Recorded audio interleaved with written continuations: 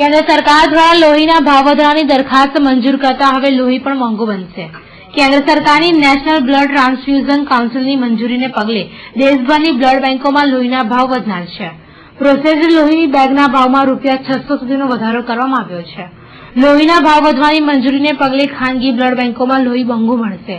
આ અંગે હિન્દુ બ્લડ બેંકના સંચાલક વિજય શાહે ભાવ વધારાને આવકારી 2007ની માંગ પૂર્ણ થઈ હોવાનું જણાવ્યું હતું।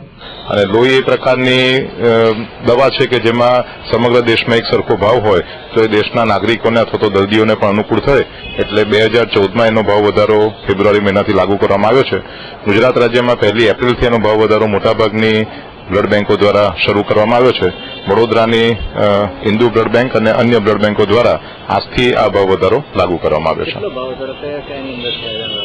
એમાં 2 વસ્તુ મહત્વની છે। એક તો જે હોલ બ્લડ અને રેડ સેલ કોન્સન્ટ્રેટ હોય છે એ બંનેના ભાવમાં લગભગ 30% થી 40% જેટલો વધારો છે। એટલે ભૂતકાળમાં ₹900 હતા તે વધીને હવે 1100 થી ₹1200 થયા છે।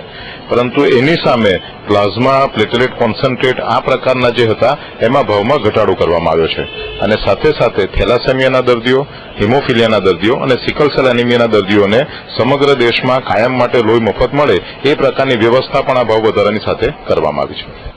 જ્યારે સુરક્ષમ બ્લડ બેંકના સંચાલક આરબી ભેસાણીયાએ પણ લોહીના ભાવમાં થયેલા વધારાને જરૂરી ગણાવ્યો હતો। તેમજ જરૂરિયાતમંદોને રાહત દરે લોહી આપવાની વાત પણ કરી હતી। મોંઘવારીને લીધેથી બધી જ ચીજ વસ્તુઓના ભાવ વધેલા છે, જેમ કે લોહીમાં વપરાતી બેગ, એમાં વપરાતી કીટ, ઇલેક્ટ્રિસિટી, કામ કરનાર પગારનો અને અન્ય ભથ્થાઓ જોતા એક બેગનો યુનિટ પ્રમાણે ચાર્જ 2000 કરતા પણ વધારે પડતર કિંમત થતી હતી।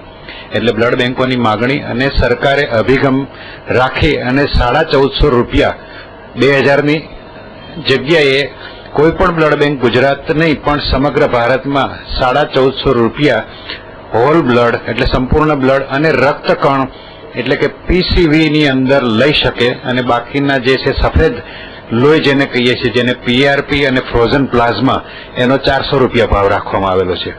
આ ભાવ વધારો જે છે એ 2007 પછી અત્યાર સુધી થયેલો નહોતો, જેને આ ભાવ વધારાને લીધેથી અત્યારે બ્લડ બેંકની અંદર સરપ્લસ જે થશે કે જે પ્રોફિટ થશે એ બ્લડ બેંકના વિકાસ માટે અને એના દ્વારા ફરી પાછો જનતાને ઉચ્ચ ક્વોલિટીનું બ્લડ પ્રાપ્ત થાય એમાં વાપરવામાં આવશે।